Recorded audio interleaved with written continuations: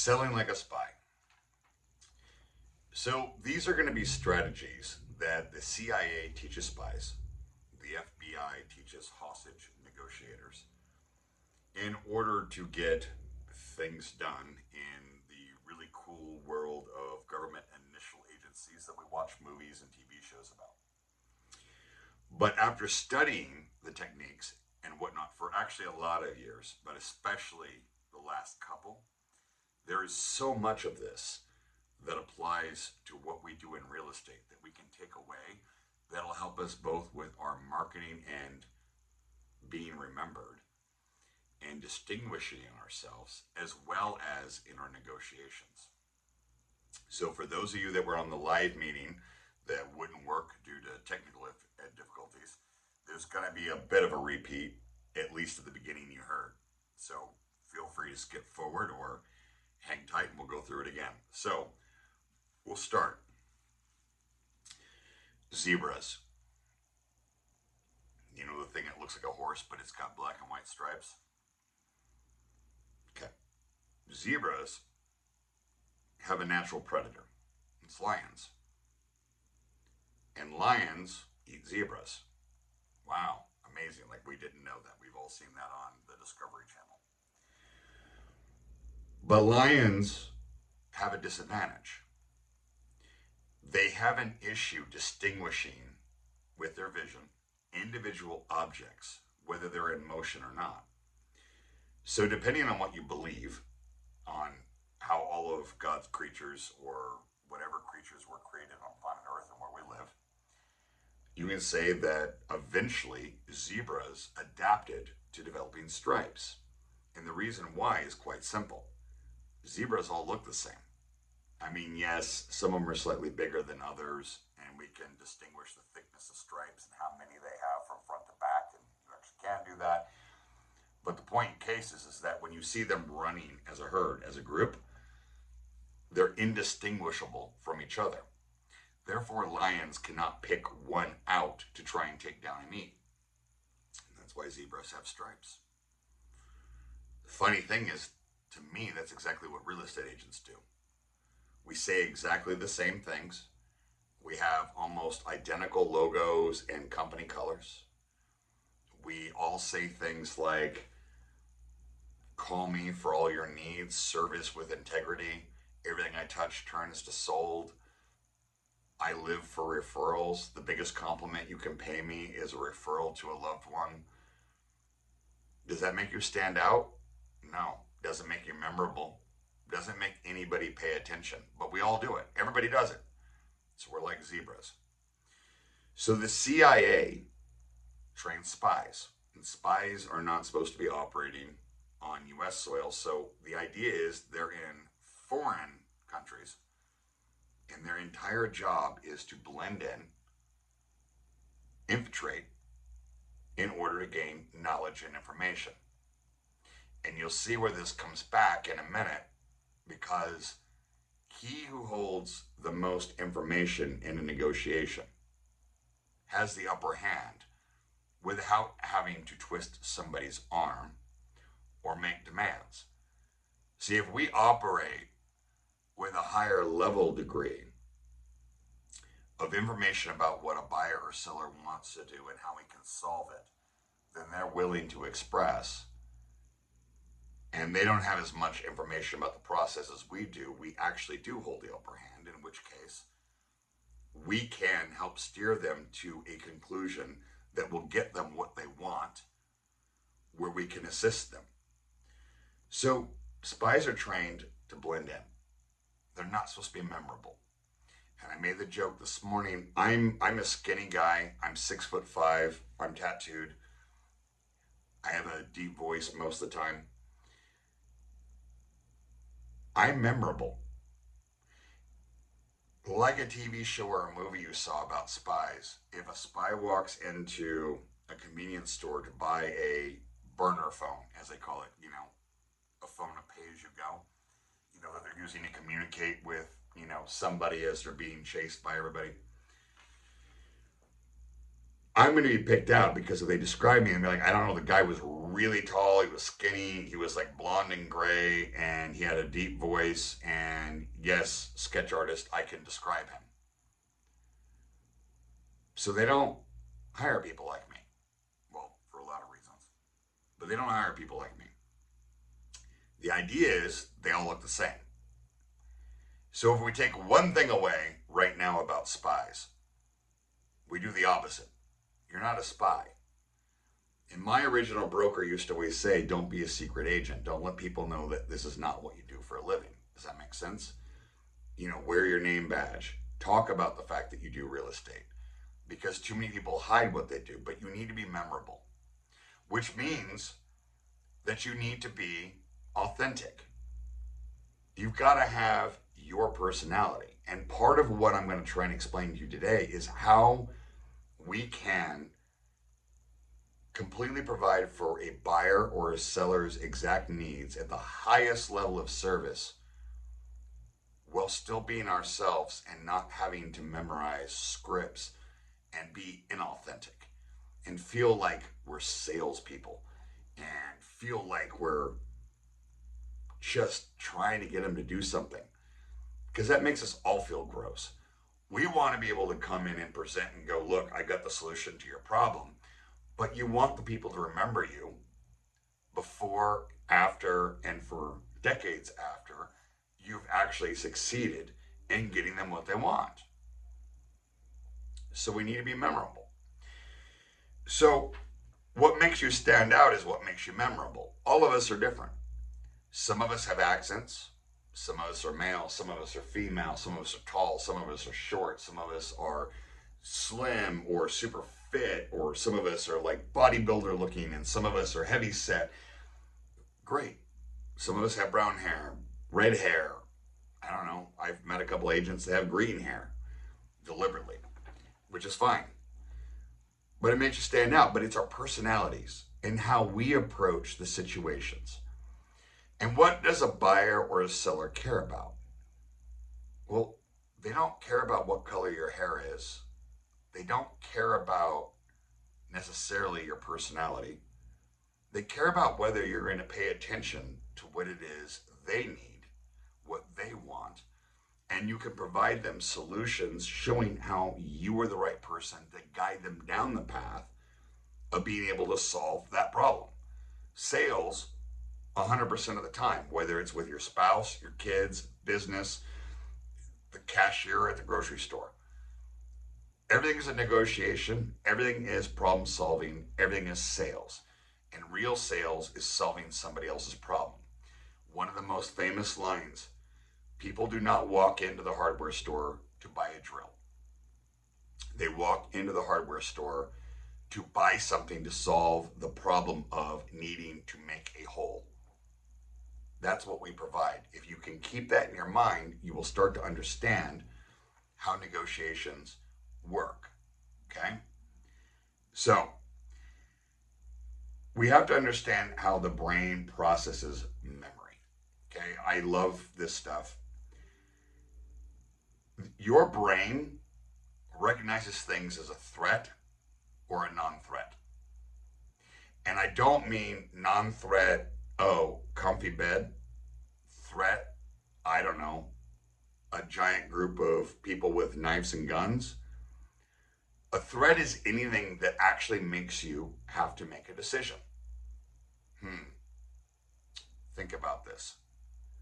If our human brain processes people trying to make us make a decision as a threat, then you might as well be holding a gun. We have to remember that and think about it. But see, the CIA, the FBI, and better training actually shows you how to alleviate that problem of being seen as a threat. So you have this part in your brain. It's back here, super in the inside. Some people call it the lizard brain. It's one of the most primal parts of the human brain, and actually in most mammals. But it's called the basal ganglia. And what it does is it processes, do I have to pay attention to this now because it's important, or do I not? Can I avoid? And so there's an issue that everybody's recognized that humans like to avoid decision making. And that's not meaning your personality type or you're a procrastinator or anything else. That's just the human condition. So accept it. We all have it. Even if we're really good drivers and, we're good at just, I'm going to say mark box B, we're moving on, let's go. It's not really the case because that triggers something. But it's funny because of how much this fight or flight, this threat, no threat, plays into our memory. And this is something that the CIA did extensive studies on, and so is the FBI, and all behavioral scientists have as well. For people to remember you, you either have to appeal to the fact that you are more interested in them than you were about talking about yourself, or that their primal brain, their lizard brain, the ganglia, processed you as a threat. You will be remembered if you're a threat. So what does that mean? Does that mean we walk into a listing or a buyer presentation and we threaten people? No. Having people make a decision actually causes the same response as being in danger to humans. So you're going to be remembered. So if you're never having conversations with anybody about things that make them question what they're doing, make them think, make them feel like they might have to make a decision, you're not very memorable. And that is actually what spies use to their advantage that us as agents need to avoid.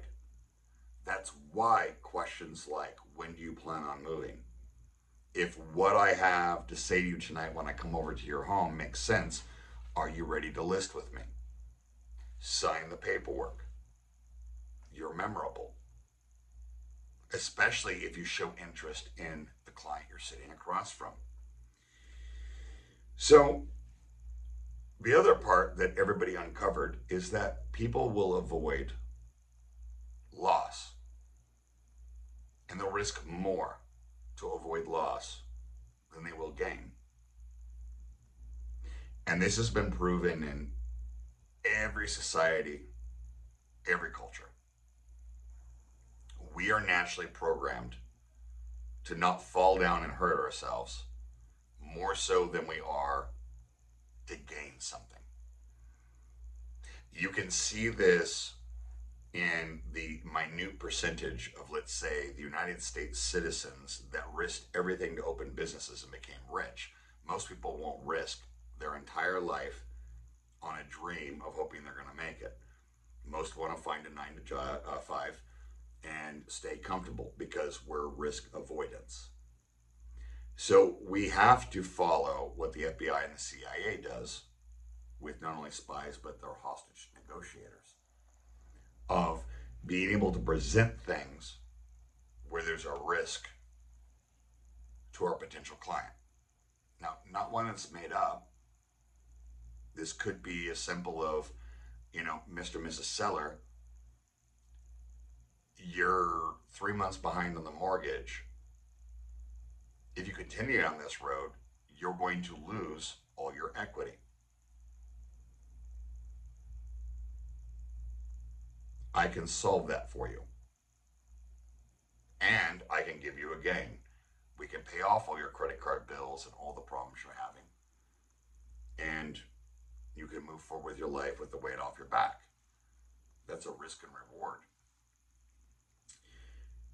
But in order to get people to play back with you in these conversations, we have to empower them to say no.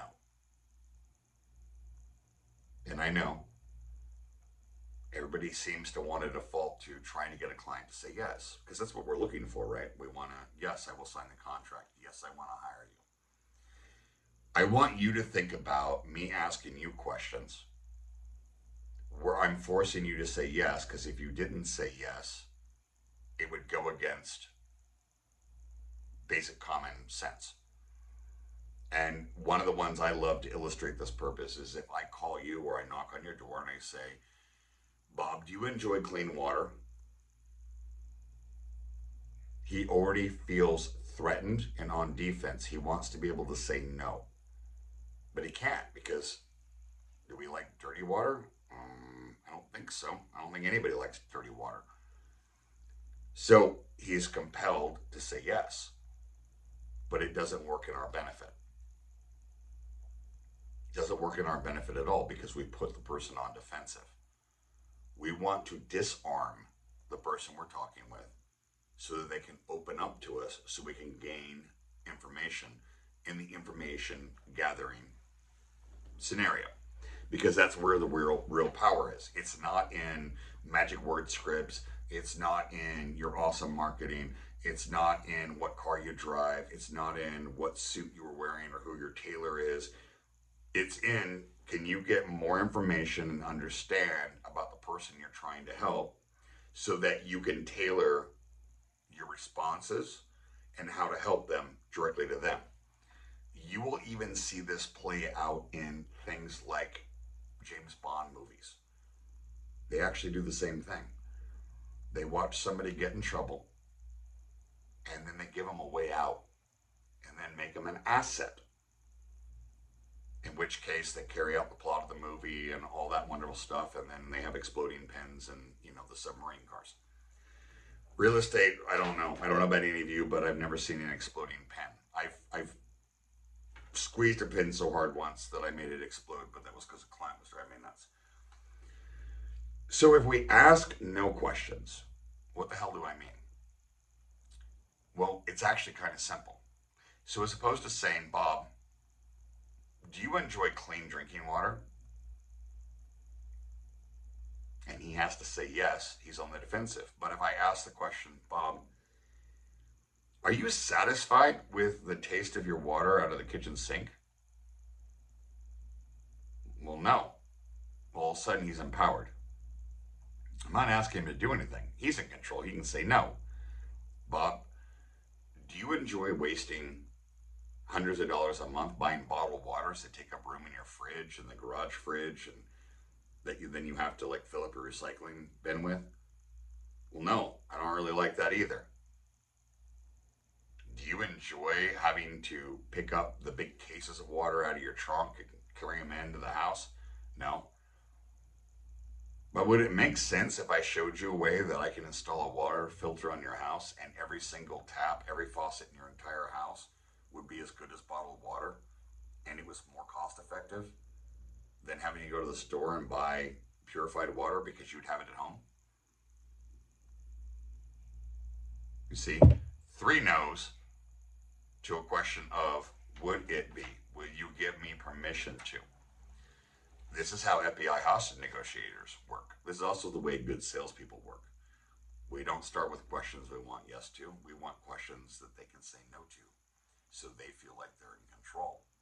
And you'll see the theme of this the entire time is to guide the client you are trying to help through always feeling like they're in control, not being dictated to. Do any of you like being told what the hell to do? You hate that. You hated it as a kid. Your kids hate it when you've done it as a parent. You hate it when your spouse does it. We all naturally avoid that. Don't tell me what to do. Even if the person's right and their intentions are good, we still hate it because it raises the threat response in our brain. And that turns us off of listening. And it turns us off of sharing. And it turns us off of opening up. Where a engaged person on the other end that's trying to help can actually help guide them through the channels and the purpose of what we're going to solve and how we're going to do it, and let them be in charge, and you facilitate doing that to where not only do they feel in charge, but they feel like it's their decision. So where do we go with this? So this is my right, this is my left, okay? See, I'm losing more hair on my right side than I am my left. I never figured out why that was happening, but it is what it is. You figure at least if you're starting to go bald or having thinning hair, it would at least be even. I didn't get so lucky. It's just receding on one side. Who knows? But we're right brain, left brain. And you hear people talk about, oh, that's a more left brain person, that's a more right brain person. I'm not going to get into that. That doesn't matter. What you need to understand is that the right brain handles emotion, emotional decisions. The left brain is more analytical. We both have those. But when we move conversations to more analytical, decisions are slower and the threat level is higher. When we're making emotional decisions, we make them faster and we're more committed to making them. And this is what everybody uses to get people to agree to things they want you to do. Oh my gracious. Excuse me. So, this is the problem having all Apple products, is that every single thing that happens, whether it's text or email, comes up on all my screens here and the phone while I'm recording. So I apologize. We're just trying to get things off the screen that I'm recording on so I can see myself. So if we move the conversations into emotional,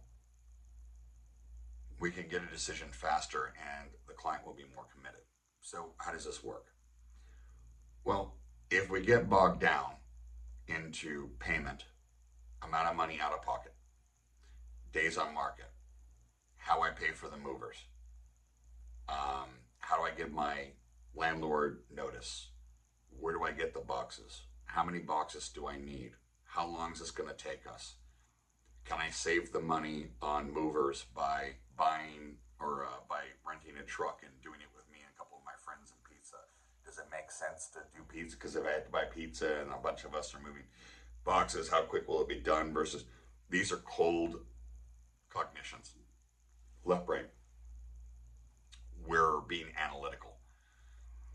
We want to keep people out of being analytical. Lenders have the worst job in our industry because everything they're talking about is analytical. It's all numbers, interest rates, payments, total loan amount, how to do it. Us as real estate agents and real estate sales professionals, we have the easy side. If you keep it out of the analytical and you move only to the emotional decisions, it becomes, oh my gosh, isn't this backyard beautiful? Wouldn't your kids love this pool? Would this solve the space problems you're having currently in your home?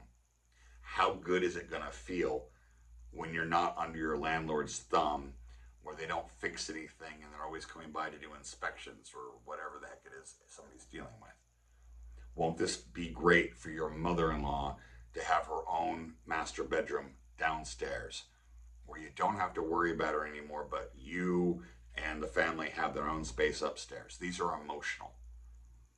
Not, so look, Bob, you're paying $3,100 a month for rent right now, but you guys are doing 3 bedrooms and your mother-in-law's with you. And so if you can find a way to do another $1,000 a month, we can fix this problem. We go into cold cognitions. We go left brain. That's not as sexy. It doesn't make people, that's when you get, I need to think about it. I need to speak it over with my spouse. I need to call some other people. Whereas if you tie somebody into making a decision because it's emotional, they do it. You will see this even in B-movie spy movies.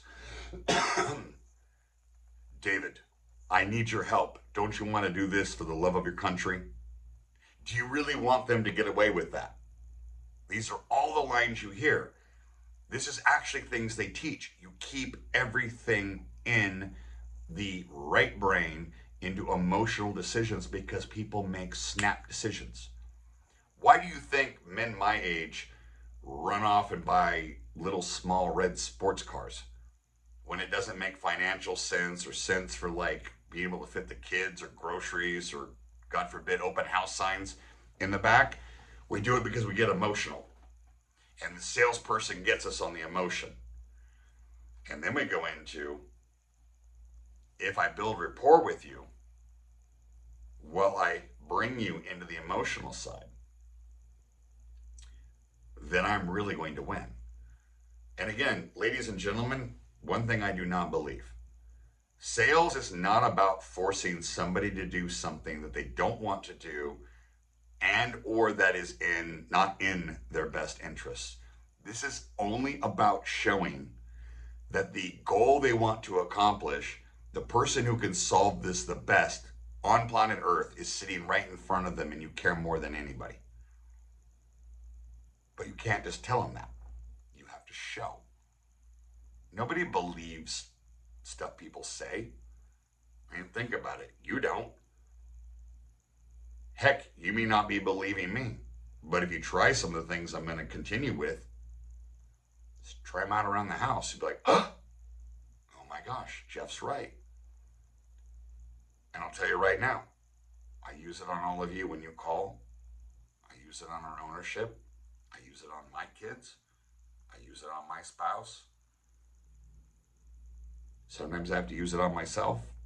We're not always in this. It always sounds great when I teach these to make it sound like I'm some wordsmith and like brilliant at, behavioral science and I can just make anything work. No, I do the same thing. I pop off, I freak out, I obsess, I do all that too, but you have to remember what the end goal is. So if I'm going to try and build loyalty, I've got to understand that there's a way that people end up trusting you. And this is going to sound weird, but this is from CIA teaches this, FBI teaches this, and a lot of behavioral science teaches this. Rapport, there's different ways you can build it. Leveraging kindness, humility, punishment, confrontation, and avoidance. So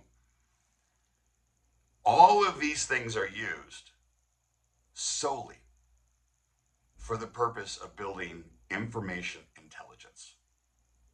He or she that knows the most about what somebody's trying to accomplish and the most about them will win.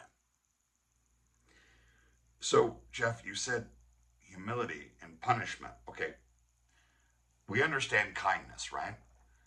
I mean, nobody wants to have you over to their home to give them a listing presentation or come to the office for a buyer's presentation and you're hostile. You want to show kindness. Easiest way to show kindness is tactical empathy. You guys understand what empathy is, I hope.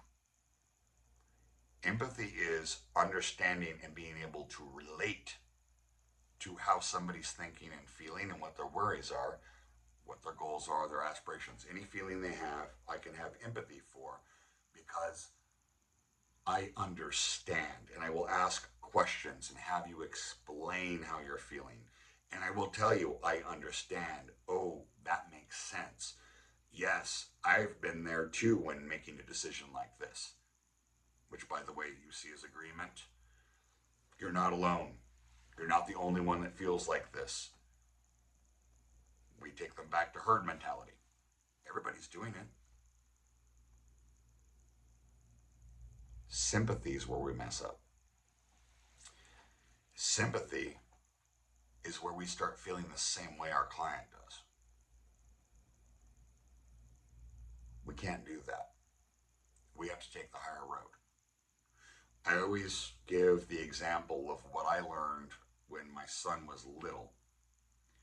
And my son would be running around the backyard and fall on the concrete flat on his face, skin up his knees. One time he gave himself a bloody nose and a black eye doing it. He was like, 2. If I had freaked out and gone on about, oh my God, that must hurt so bad. Oh my goodness, there's so much blood. He'd freak out more. But when I approach a 2-year-old of simply saying, oh my gosh, that must hurt. I bet you were scared. Come on, I can fix this. We have ice packs. We have, paper towels and Band-Aids and Bactine or, hydrogen peroxide. We can take care of this. Children, calm down.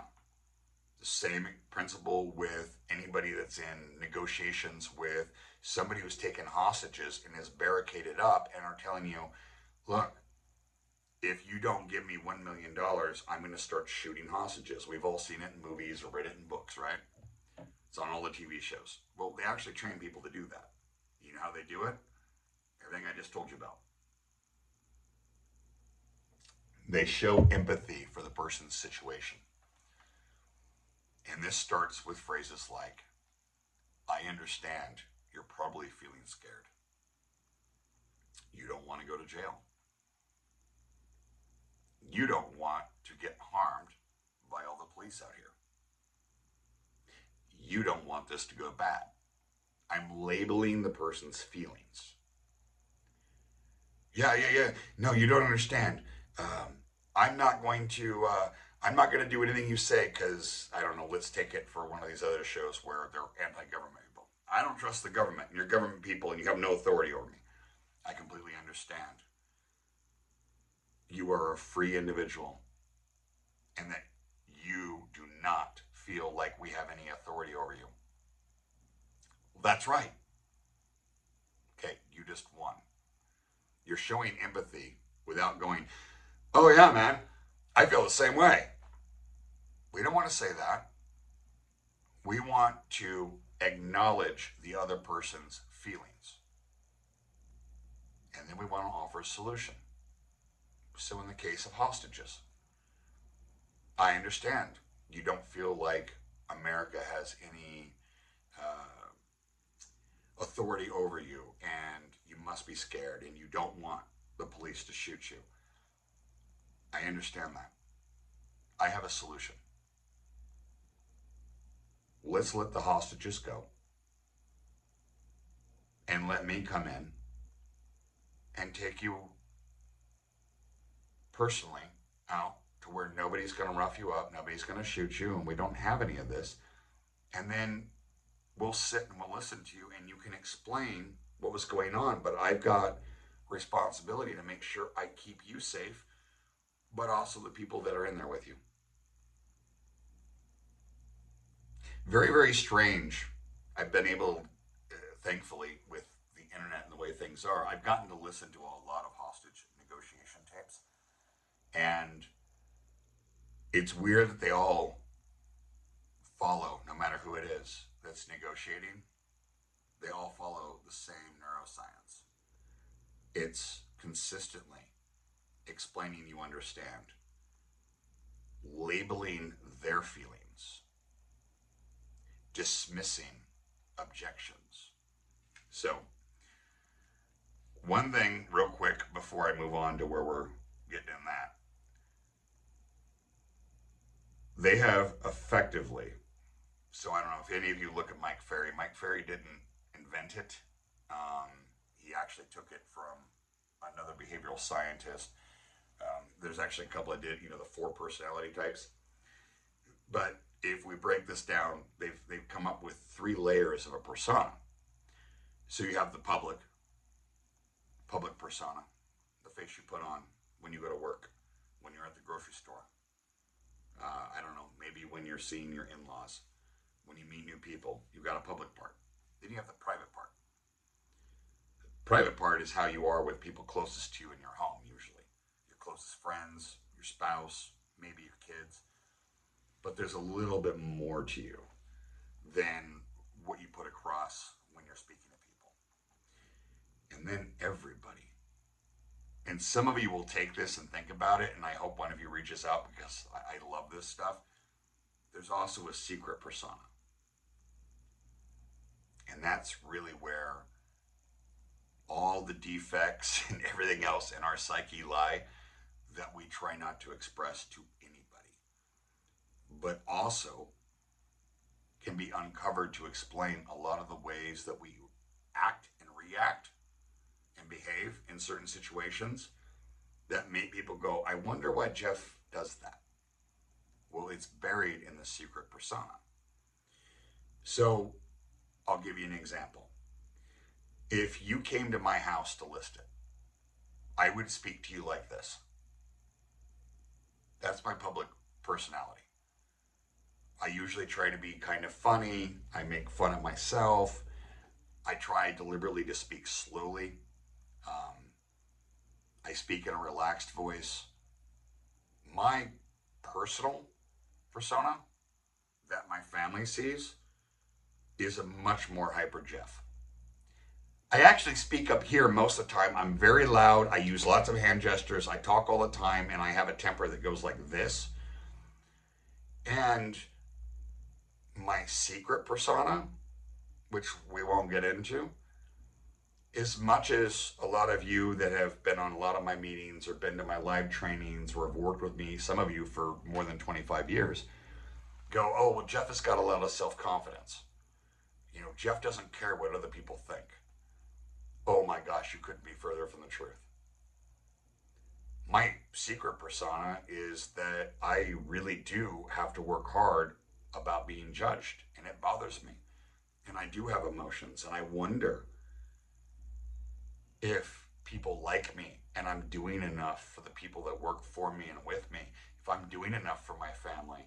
I worry about doing things like this, where am I going to be able to provide you the information that you can take at least one thing away from this and go, you know what, that was a different kind of sales training. I liked it.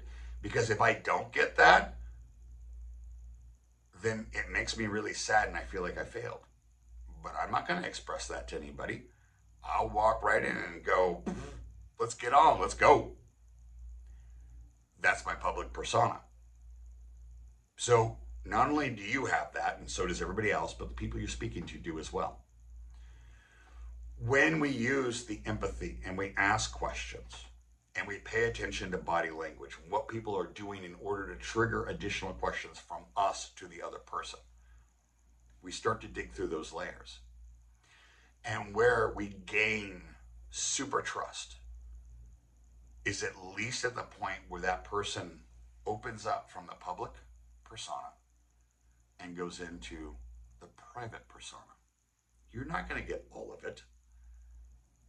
You're never going to understand Bob as well as his mother does, or maybe his spouse. His mother or spouse may not understand them either. Trust me, I'm there. You get my mom and my lady in a room and they'll go, we don't really get Jeff either. He just is that. It just is. But if we use things like drawing, this is the problem with why I usually don't do notes, but I wanted to make sure that I covered these things in the order that I had practiced them, since I got thrown off when the internet didn't work earlier. We want to use mirroring. It's an FBI technique that they developed, okay? It comes from behavioral science. Now, any of us that grew up in the era I did through the 70s and 80s that did speech and debate, psychology, sociology, you know, the basic stuff in school and that sort of thing, we learned mirroring is imitating. That's how they used to teach it. I mean, I took a bunch of these and was on things at a local college when I was even in an elementary school doing speech and debate, where they taught you this. Like, if you're in a negotiation, you're in a debate, you want to mirror the other person. Okay, well, that makes sense. What does that mean? You want to be a reflection of them. Okay, explain. Oh, that means if they have an accent, you use their accent. That always bothered me. I always thought that was weird. I would honestly feel weird about that. Luckily, most of my life was spent in California, so most people don't think I have an accent. Although some people think I'm Southern sometimes, but I think it has a way to do with I don't speak clearly all the time. But if somebody started imitating me when I'm trying to talk to them, I think I'd be distracted by it. It wouldn't make me comfortable. But I'm just going to tell you right now, I wouldn't be comfortable doing that, so I don't expect you to be. Well, somewhere in the late 90s, that dropped off the face of the earth, and the FBI started developing with, God, was it USC or UCLA? I should have made a note of that. It doesn't matter. One of our big California universities. And they started working with the behavioral science department, and they developed this thing they call mirroring, and they teach it at Quantico. And the mirroring isn't imitating somebody. The mirroring is repeating the important part of what the person said back to them in the form of a question. And I think that's really interesting. So if I explain it to you like this, you're sitting in front of somebody. Let's say it's a seller. And they go, how much is the commission? And you say 3%. Because remember, on the 17th, you all have to change. So we're only negotiating our commission, but that's been an ad nauseum class over and over again. And Jorge's doing traveling and teaching on it again right now. And so catch that Friday in Downey and Upland as well. There you go, Jorge, a little plug for you on that one. Point in case is, you go 3%. I go, that's a lot of money. A lot of money? I asked it as a question. It's what they said. It's a lot of money. I asked it as a question. Yeah, I don't want to pay that. Don't want to pay it. Well, we saw a sign by McDonald's, one of those little cheap push-in ones that said that they could list our home for 1%. Cheap push-in sign, 1%. Well, yeah, I don't know who they are. I've never heard of the company. I mean, I've heard of your company, but so you've heard of our company? Well, yeah, everybody thinks Century 21 when they think real estate. Everybody thinks Century 21 when they think real estate. Yeah. Do you see how much information I've drawn out of this person? And all I did was ask the same last part of what this person said to me back as a question. I didn't interject anything, and then I'm quiet after I say it. It allows them to speak more, and I pay attention. Okay, now I know the problems I can solve.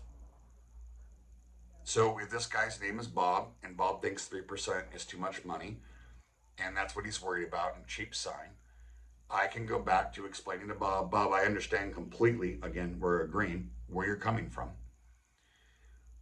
I think considering the market, and this, by the way, holds true for any market, because any market is the market, okay? No matter what it's doing, it always takes a specialist to navigate it, okay?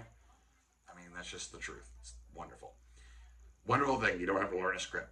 The market. I think it's important that you do protect your asset with working with the right team and the right support. Do you agree? Well, yeah. Do you want to miss out? This is a no-facing question. I'm going to have him say no. Do you want to lose out on money on the sale of your home and make less? Well, no. Okay, so no, you don't. So the most important thing to you is hiring somebody that you can trust and count on, and also netting the most money for the sale for your home, correct? So I took it back to a yes. But I also restated what he would call objections that were just statements. I took these things that you guys think are objections and I regurgitated it to them to get more information. They're no longer objections. Because see, when somebody expresses their fear, like, I won't let the hostages go because I'm afraid you're going to shoot me. You're afraid we're going to shoot you? Well, yeah. People feel better after they've confessed. If anybody knows a Catholic, Catholics are often big on confession.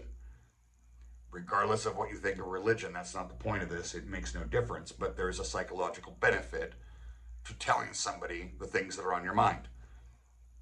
This is why those of us fortunate enough to still have a parent living call our mommies, at least I do sometimes, or have people in our company that I can call and talk to. And I just need to talk. I need to confess. Not necessarily that I did something wrong, but how I'm feeling. But you know what it does? It takes the scary part of it away. It kind of puts the problems on the table. And now the person on the other side, which should be you, can go, all right, you gave me these things that are bothering you. Let me show you how I can guide you and I can fix them. That builds rapport. They're going to trust me. They're going to like me. Do they know anything about me? No. Do they know that I can't play golf and hate golf? No. Do they know I can't throw a football? No. What do they know? Very little.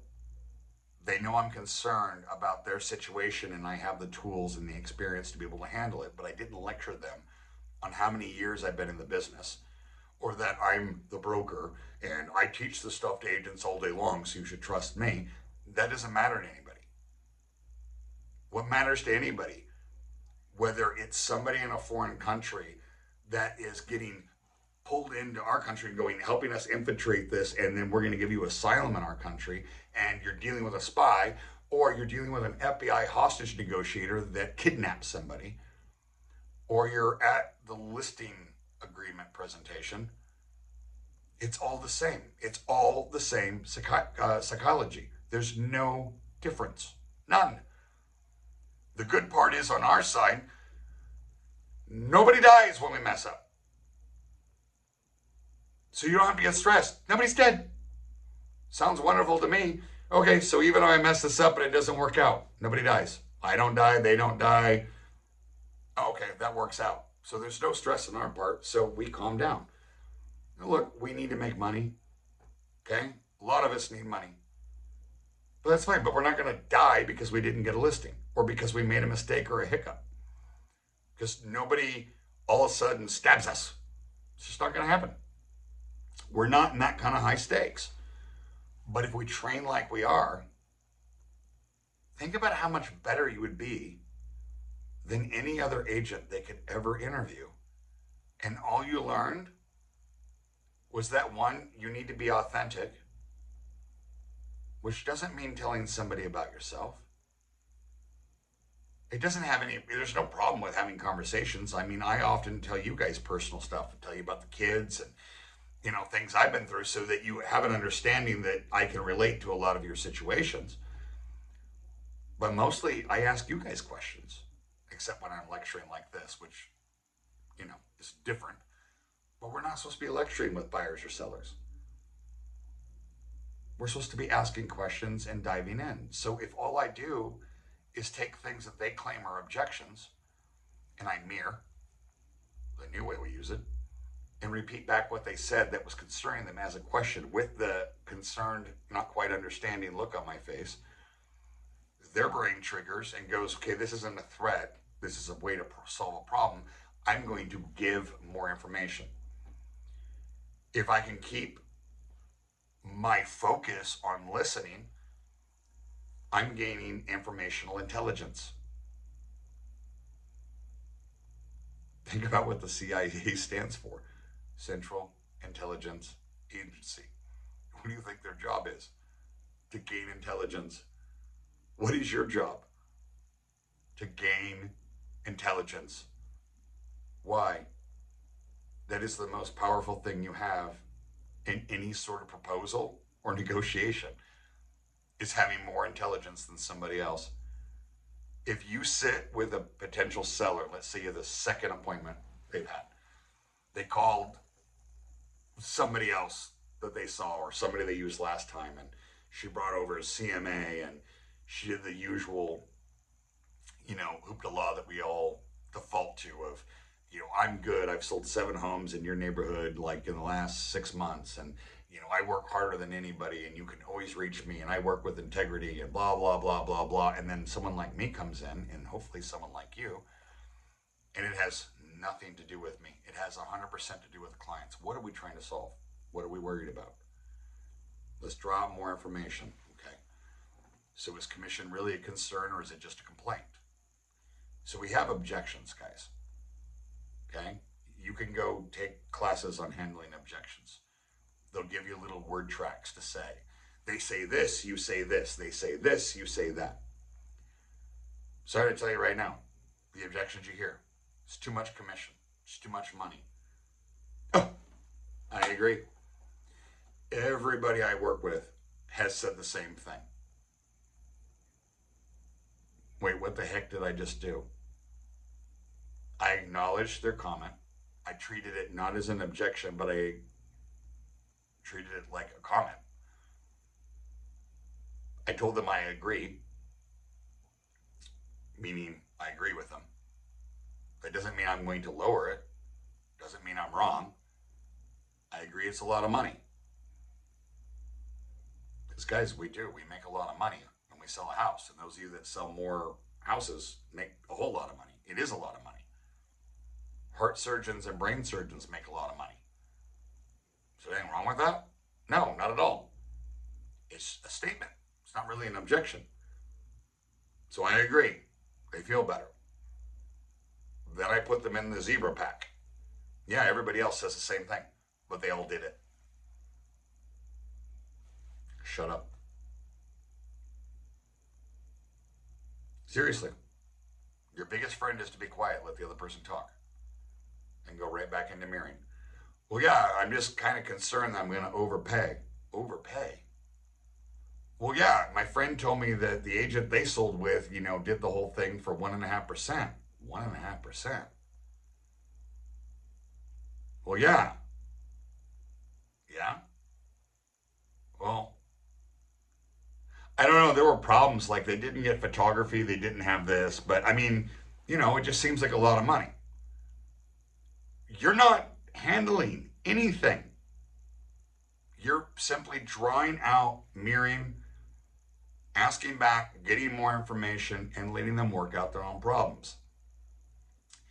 Which is two parts to this. First off, objections are almost always complaints. They're not reasons they can't do the deal. Almost never. They're just complaints. We are wired to complain. I mean, think about it. How often do you talk to somebody first thing in the morning and you're like, oh, hey, good morning. How are you? I'm good, but my knee kind of hurts and I'm worried about this meeting. And then I had to fill the coffee. We're complaining. I'll tell you right now, it's too hot in my office. I'm uncomfortably warm. Can you do anything about it? No. So you can say, it's uncomfortably warm? Okay. Well, have you thought about moving out to the main part of the office where it's much cooler? Oh, well, I guess I could do that, but I've got to record a video right now. Oh, okay. We'll finish up the video and go cool off. Problem solved. We complain about things. And then we sell tickets to seminars where we teach you how to deal with complaints with specific scripts that are like booklets. And then we sell you coaching services. And by the way, I don't mean we, I mean the people who teach this for profit. Sell you ways to solve these complaints with their own wording, and you have to memorize it. And then they sell you coaching every week where you just role play, where you could just learn what I've taught you in, it looks like 52 minutes, 18 seconds at this point. That all you need to do is simply acknowledge what the person said, agree, and ask another question. And be quiet. Because if given the opportunity, you could lead almost everybody down their own path of solving their own problem. And you will find this if you ever read any of the studies of really, really hardcore, bad guys barricaded in a bank with hostages cases or in an apartment building, etc. There's a lot of them that you can get access to. You can just Google it and read them. They're amazing. If you're into that stuff, I like it for the negotiation part. I find it's fun to pick out things that you learn in almost more textbook ways that sociologists and psychologists write about these things, and then find where these lessons fit into real world things that have happened, real world things into what I've done in my life and what I've watched you guys do, and then also watch why some successful business instructors, coaches, whatever you want to call them, where they don't even realize that's what they're doing because they just know this thing they're telling you works.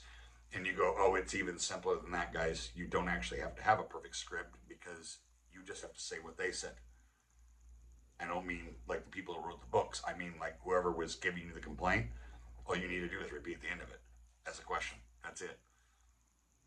You don't need some fancy script. You don't. And you can be you. For me, this is the way I speak when I'm talking to somebody most of the time. You're going to sound different. But where were we trying to go with it? We're trying to go with understanding them, build rapport, and let them solve their own problems. So when the FBI is negotiating through a closed door on a megaphone or through a telephone line, all sort of stuff like the movies, but it does happen in real life, kind of like that. They're working to get the person who is holding everybody hostage to solve their own problem. Sometimes you got to offer a solution, but eventually the idea is you want, let's say, the gunman to willingly come out and say, here's what I want. I want to put down my weapon, come out with my hands up. I want you to handcuff me. And, this is what I want to do. I solve the problem, even though that's what we've been suggesting. But when it's someone else's idea and they've decided on it on their own, they don't back out. So we go back to one of the last points I'm going to make on this. There's this thing we all have, and it's one of my favorite things. I've been deliberately studying it for a long time because I realized how highly it exists in all of us, especially us salespeople. There's a thing called confirmation bias. So confirmation bias, you'll even see exist in very, very young children. You'll see it in every adult, every culture, every ethnicity, anything you can think of. Doesn't matter the language, where they come from, where they are. Everybody that has a human brain has this confirmation bias part. And this sounds horrible because I don't mean it this way, but if we can learn what confirmation bias is and lessen it in ourselves, your life will be better.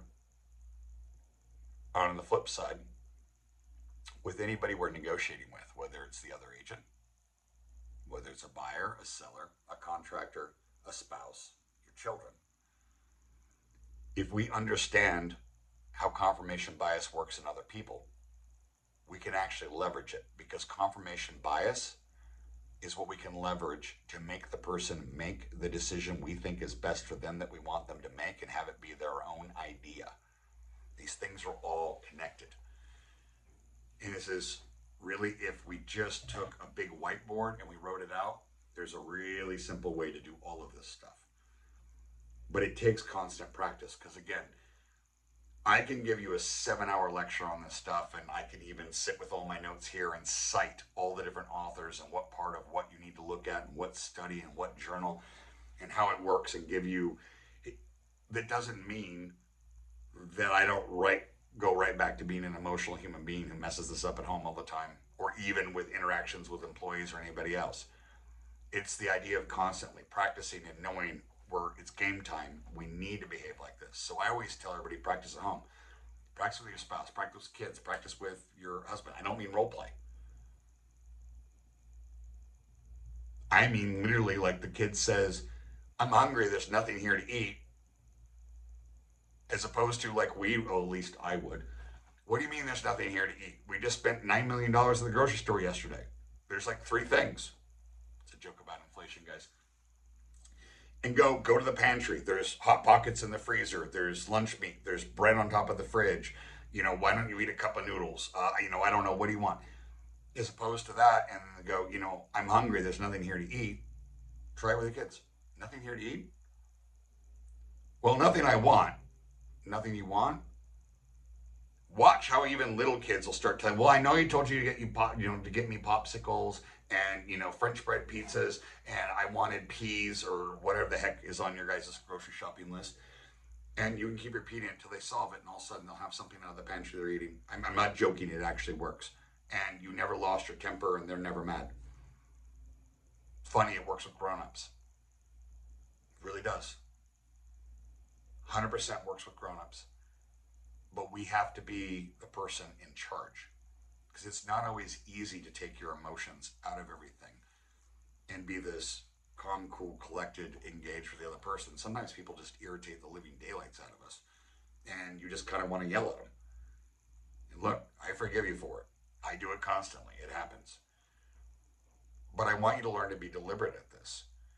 So if we can do things like the simple mirroring and asking questions and understanding that we can be authentic in ourselves so we're memorable, and people will like you because you showed interest in them, not because of your actual personality, and then later get to know you and like you because of your personality.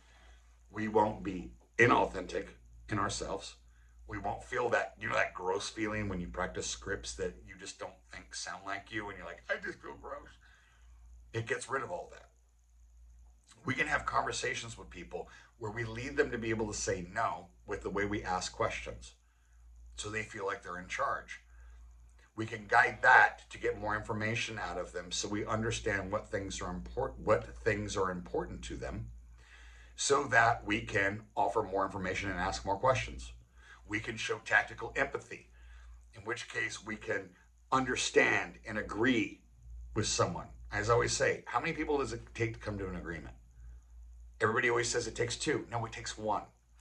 One person to have an opinion, the other person to say, I agree. Again, somebody having an opinion and you say, I agree, you've got to think of it up here in your brain, meaning, I agree, I understand, I believe where you're coming from. I'm going to ask you more questions about it so we can unpack it, so I can understand. It's not, I agree, so we'll just go do it. It's great when that works. But I mean, how often does somebody suggest a restaurant when you guys are going out to eat? And you're like, that's not really what I want. You know, we've eaten, I'm making this up, guys. I haven't been to an Olive Garden, I don't think, and it doesn't matter. You know, we're going to go to Olive Garden. If there's even still any open. Oh, Olive Garden again? We ate there 7 times last month. 7 times? Yeah. Oh. Well, were you looking for Italian food? No. Just knew how to get there. How to get there. Have you thought about Applebee's? We can suggest things, but it doesn't become combative. The same thing works in all the negotiations, especially now you're going to have with either the buying agent side or the listing agent side when you're working the deals the new way. You're going to have to be the voice of reason because there's a lot of agents out there, guys, that haven't taken advantage of everything that I don't mean mine today. There's a lot of people out there, most of the industry, that haven't had the amount of training that our company has done, how to navigate simply the new landscape. You're going to have to not only sell your client, you're probably going to have to sell the agent on the other side. And the same techniques work. If any of you want to practice any of these things, you want to have a one-on-one where you can ask me questions and I can help you in specific scenarios, things you've been through, things you're thinking about. Your guys are really, really, really good at the what ifs. The one that we're making jokes about right now is how to do the contracts. And like, well, does this still apply if my buyer is my cousin's sister and she has blue shoes? What the heck does that have to do with it? So if you want to do a one-on-one with me, simply email me, call me, or text me. We'll set it up. I can do it via phone or I'll do it via Zoom. But I'll figure out my internet first to make sure it's not annoying. So worst case scenario, we can talk on the phone. But I'm happy to go through this with you because everybody takes this stuff differently, but I think it's important for all of you to learn. Because if you learn these things and the things we've taught you about how to speak with buyers and sellers now and how to work the contracts that have just come out, the amount of miles ahead you are of every other agent in the industry is amazing. You have no idea how far ahead you are of everybody. And we have a lot of our leadership seriously to thank for this, because without people like Orhan, Jorge, Chris, Romeo, April, Fred, every one of our great sales leaders, you guys would be as clueless as these other offices that are around the corner from where I'm sitting right now, where the broker is making online posts about someone explain to me how this new rule is going to work. I don't understand what to do. I guess we just won't represent buyers anymore. I'm not joking. There's a one around the corner. That is how clueless people are. So you've already won the information gathering game.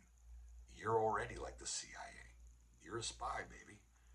So go be a spy, just not a secret one. Make everybody know that you're a spy. That way they'll, talk to you unless they're home with you. Again, you need me, reach out. I'm available phone, text, email, 7 days a week. I'll set an appointment with you. We'll rock and roll. We'll do this one-on-one, or if there's a small group of you in an office that wants to do this and you want to talk about specifics with specific questions, I will come armed with the information and walk you through it and help you understand it so you can do it naturally. I would love to.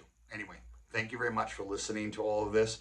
I apologize again for all of you, because there were a lot of you, that we're on the live meeting to do this today because the internet was causing a problem, but I just really think it's more annoying for you having to sit watching me freeze and cut out than it is you being able to go back to this on something simple as YouTube.